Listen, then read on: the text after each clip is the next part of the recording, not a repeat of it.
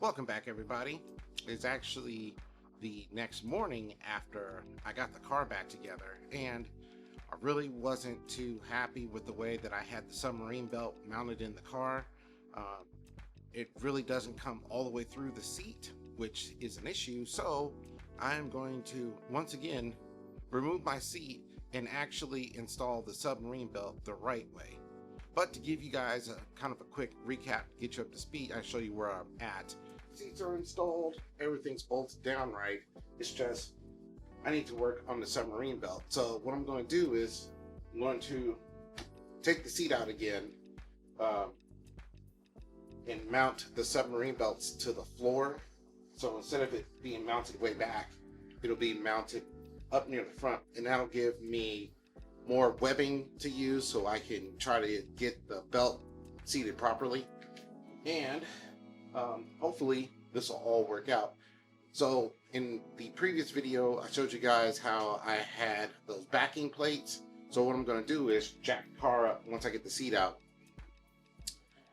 and mark off where the backing plates need to go, and then start drilling my holes. Now you're going to have to be a little careful because there's actually a frame rail that runs down this side, and it's going to be in the way. So I'm going to have to be able to put these plates in without trying to drill through that frame rail as well. So it's going to be a little bit of work. I got a couple hours before I need to get to my job, so hopefully I can get this done in time. So let's get started. To give you all an idea of what I've done, I see the seat's already been removed. I pulled my carpet up, and I just wanted to verify and make sure that there are no wires underneath where I'll be drilling.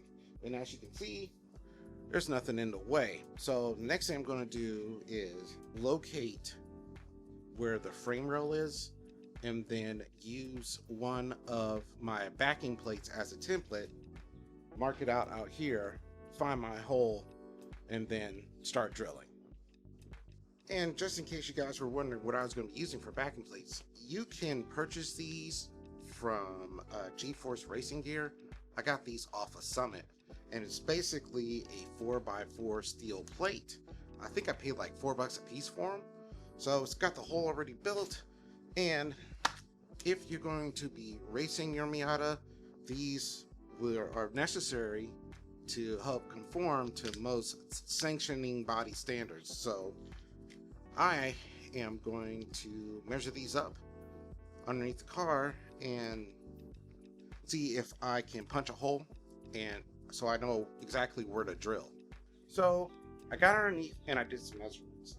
I found out that the frame rail is actually about 3 inches in width, and there's a drain plug that's on the driver's side, and that is 4 inches from the edge of the frame rail. So then I used Sharpie and a square, and I measured off everything and gave myself a guideline so I know exactly where the frame rail is, so I'm not trying to drill through it. And looking at this, I'm now going to take my 4x4 square, find optimal places on either side of that frame rail, mark them off, and then start drilling. Before we start drilling, two things. First, get underneath the car, make sure that there are no lines in the way, which there isn't already checked. Two, make sure to spray some WD-40 or something onto the flutes of the drill. That will help it help the drill cut better.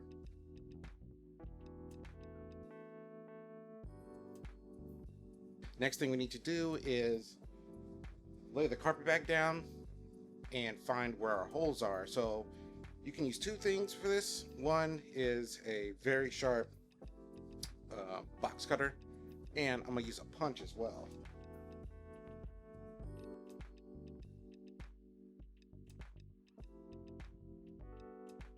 And just in case you guys are wondering how I was going to be securing my submarine belt to the floor, I got these from G-Force Racing as well. I'll leave links down in the description. And I'm going to run them with the eye bolt because my submarine belt has the clip-in ends on them. So this is just going to make it easier for when I have to take the seat in and out of the car too. Go ahead, start putting your carpet and your interior back together. And then the first thing you're going to do is take your eye bolt, take this really big washer, like so, and then put it through your hole.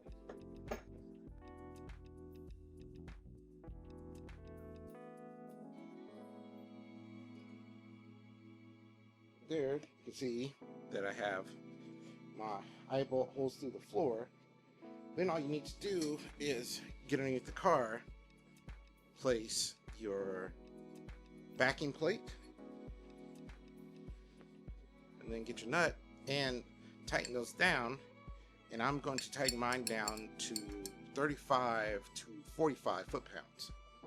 So I got my backing plates installed, and only to find out that I forgot to order the clips for the ends of my submarine belt. So for now, I'm just going to run them through the eyelets through the floor, and as you can see, they're bolted down pretty dang snug.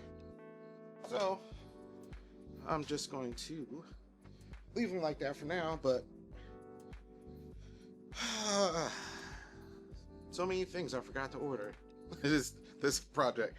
But I'm going to go ahead and start putting my interior back together, take the car off the jack stand so I can put the seat back in. All right, now everything's bolted back in.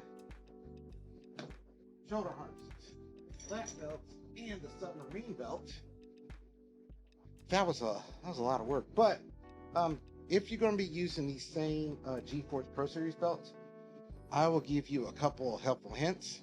One, you are not getting this cam lock through that hole. So when you go to install the seat, make sure to run that lap belt through first, and then bolt it to the car, or you will have a very bad time trying to get that to install.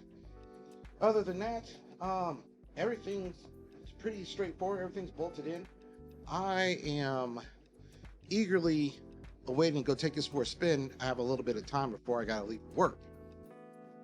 So there you have it. I didn't want to leave the video that I filmed last night kind of hanging up in the air about the submarine belt. So I decided to get up this early this morning, come out here and get that installed. And I am really pleased with it.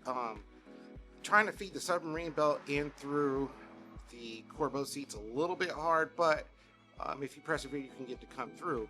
So like I said, I am eager to go take this for a quick little spin because I haven't driven this car in a couple days. It's been here in the garage in various states of disassembly. So now we have the formal ending to the video. Make sure to smash that like button. Don't forget to click the little bell, and I will see you guys on the next one.